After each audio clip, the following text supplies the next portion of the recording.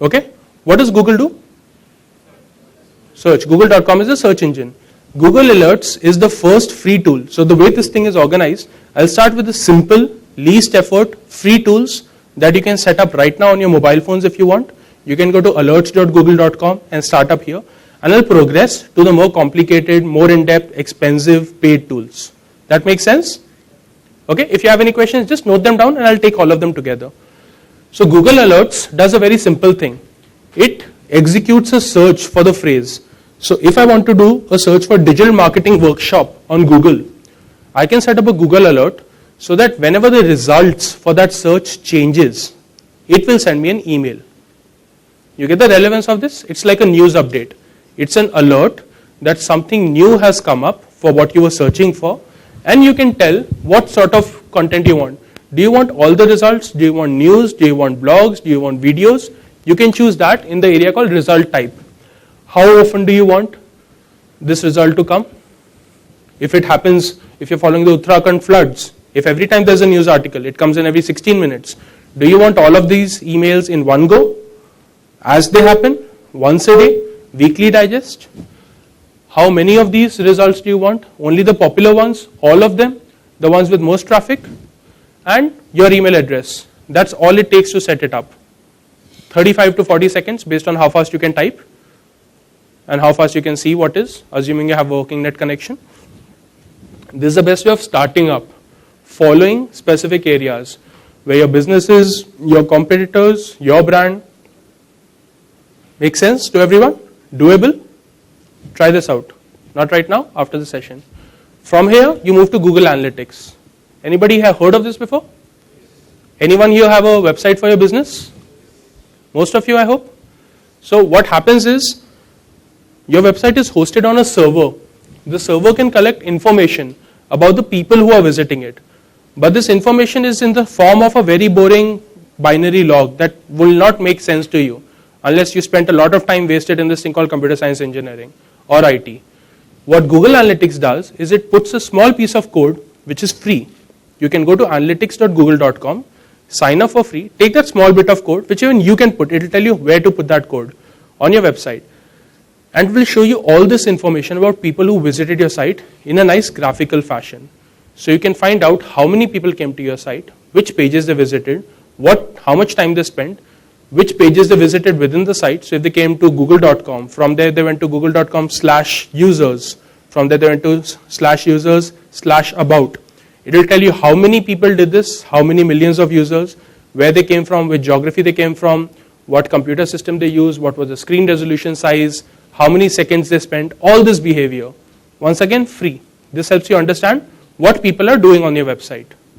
So start using this right away. You can understand whether people are doing the right things on your website or not.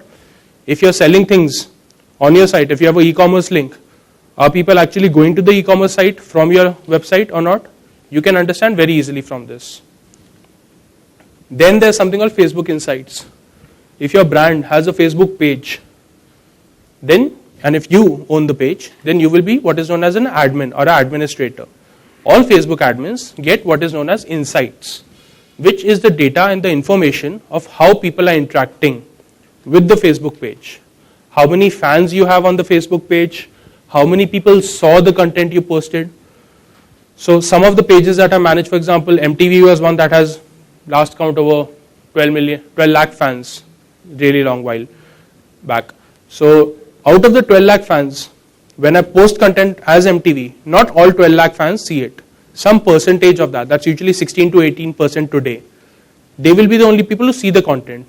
Out of that, further fewer people will interact with it. Some number will like, some will click, some will comment, some will share.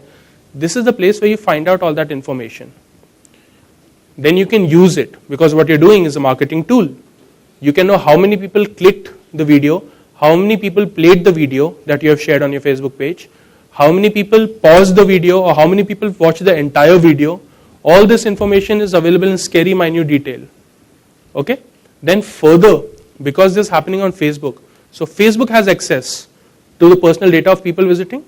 So you can actually see that if you have 18 million fans, for example, what percentage of the 18 million fans are male, are female, are in age groups from 18 to 25 or 25 to 45, how many of them are parents, how many of them are single, how many like Coca-Cola, how many like Pepsi. All this information is drillable. Which part of the world do they live in? What language have they set as the default setting? As I said, scary levels of data. If you're a Facebook page admin, go to Insights, start understanding the people who are using your Facebook page, who are interacting with you. Tailor your marketing needs to those people because those are your consumers. Once again, all free, all available to you. That is across the page. Then it also offers you data around each post. So if at 12 o'clock on a Monday, I went and said on the CCD, Cafe Coffee Day page, that good morning, how was your weekend? I can find out exactly how many people were reached in terms of how many people actually saw that post, not possibly, how many people actually saw that post on the computer screen. Out of those people, how many people were engaged, as in how many interacted. How do I interact with something? I can like, comment, share, click. What percentage of those people did? When I hover over it, it actually tells me the exact composition of that number also. Then there's something called talking about this. This is when you did something. If I went and clicked like on a photograph by CCD, what will happen is on my Facebook wall, there will be a small story saying Nikhil liked Cafe Coffee Day's picture. This is called creating a story. So when you interact with something, you are actually spreading it to your entire network. Your friends can possibly see the photograph also. So that's what we call the viral engagement growth. That's what Facebook measures and shows you as people talking about this. These many people interacted with the content and helped spread it further, which as a percentage is expressed as virality, as a percentage of how many people spread it versus how many people it actually reached. So that is it spreading fast enough on the internet? Virality tells how interesting or viral your content is. Once again, all free data. This is by post. For each and every post you do, this was by for the entire page. Then, you don't have anything called personal pages. You have pages and you have profiles. Facebook's concept is that human people, human users, you and me, should have profiles. For everything else, there's a page. You can create a page. It's not for profile because they assume that you're not yet lost cause enough that you need to market yourself. You can market using a page. That's their distinction. The reason they do this is the more you use Facebook, the more data they will have about you, the more information they will have about you. The more information they have about you, the more relevant they can make your experience. So one of the discussions we were having, you were saying those ads are irritating, right? The goal of digital marketing is to reduce the irritation by making all advertising relevant. You will only see ads tailored to you as a customer. When you're no longer bombarding the entire internet population with your ads, will it be slightly more relevant automatically? I'll come to questions together once.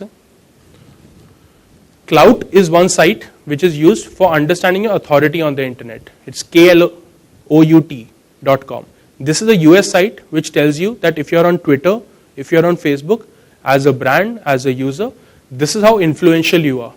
By influential, I mean that when you start talking about something, when you share something, this is how it grows. If you're influential about a certain topic, you talking about that topic will cause people to talk about it. Get it? Creating a buzz, creating conversations. That's what we care about in influence. Can you see the relevance why this is relevant for businesses?